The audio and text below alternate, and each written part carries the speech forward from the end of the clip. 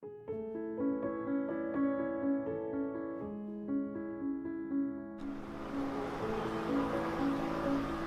Reverend Paula Zapkar here with a soul session.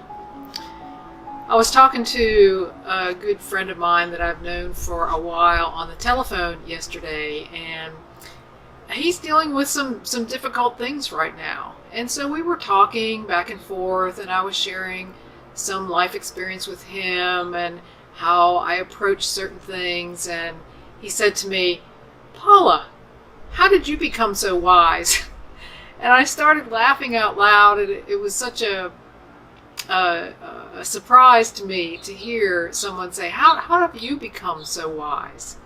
And I laughed, and we continued talking for a while, and I didn't forget that, and I started thinking about, what does make us wise? Because certainly he might have heard, and I know he heard some wisdom in what we were talking about, but that wisdom is not exclusive to me. It's not exclusive. So I started thinking about how we become wise, and several things stood out for me. One is to be willing to change. We don't learn anything by repeating the same things over and over to ourselves. So I say, to become wise, you have to be willing to change. Also, I've got to be able to be willing to see beyond myself, beyond what's important to me, to see the bigger pictures in life. I need to be able to admit my faults, to practice humility. I think that is a great practice on the way to becoming wise, to be available to wisdom. Wisdom requires that we learn from our life experiences rather than resist them.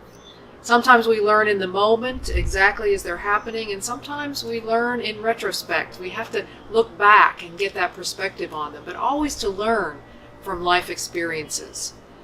Another thing is to seek clarity from within, to find that quiet time, whether you call it meditation or prayer or simply sitting in the stillness, to not be distracted by so much in the outer. To seek clarity from within brings wisdom. To learn, and that clarity has taught me to learn to allow versus to control. To realize that I'm really in control of nothing at all, except my mind, and sometimes even that is so difficult, even though I have the tools.